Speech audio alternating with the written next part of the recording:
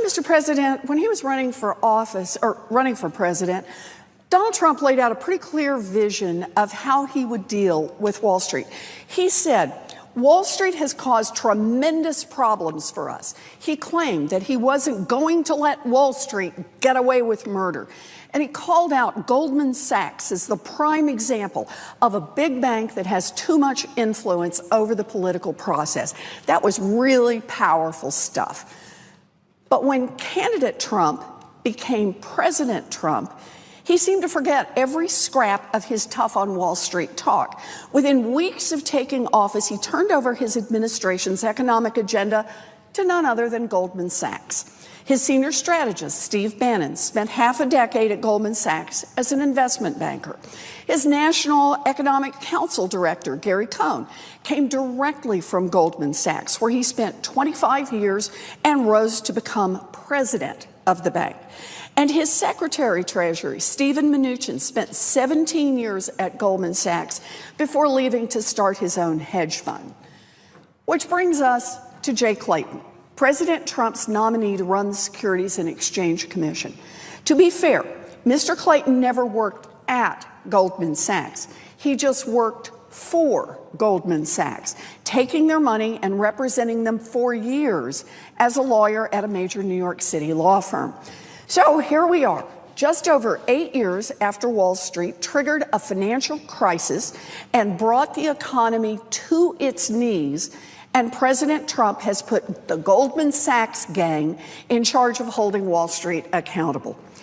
Trump's betrayal of his campaign promises on Wall Street is shameful, but it is also dangerous, especially when it comes to picking the person to lead the SEC. The SEC is supposed to be the cop on the beat for Wall Street. That's why Congress created it in the 1930s after fraud and other misconduct on Wall Street led to an enormous stock market crash and the Great Depression.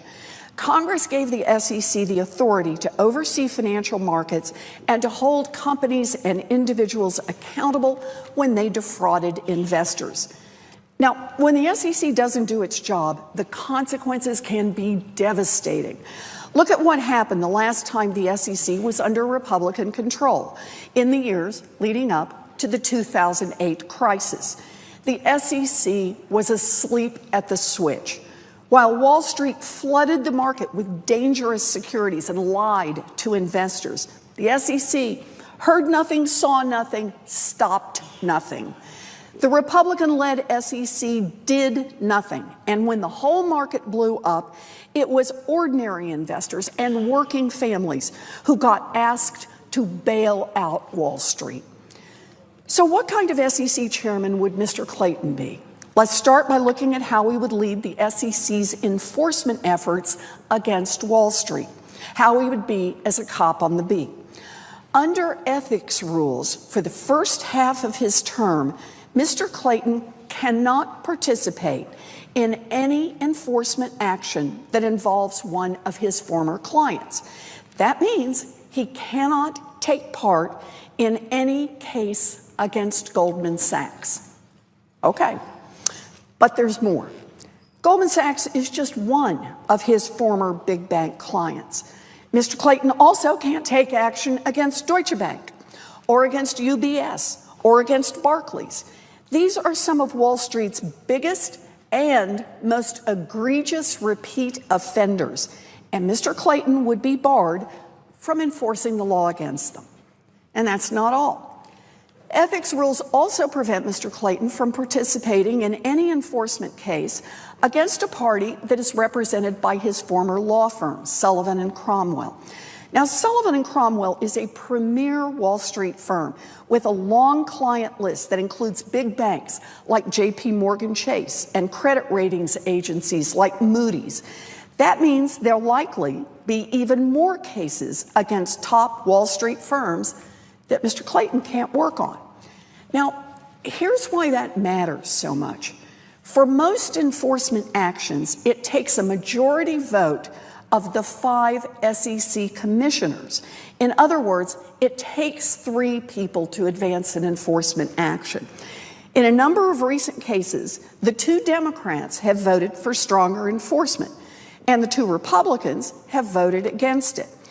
If the chairman can't vote, and Mr. Clayton can't vote if some of the biggest and most disreputable banks are involved, then the commission is likely to come up short of the necessary 3 votes. You know what that means? It means the banks walk free.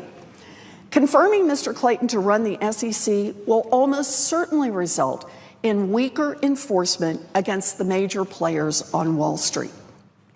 Mr. Clayton is also likely to pursue a Wall Street-friendly agenda when it comes to the SEC's rulemaking responsibilities.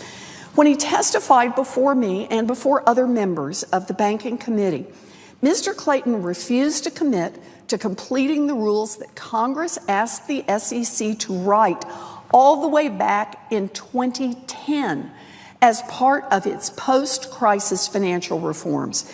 Mr. Clayton even refused to commit to implementing and enforcing some of the post-crisis rules that the SEC has already finalized and put in place.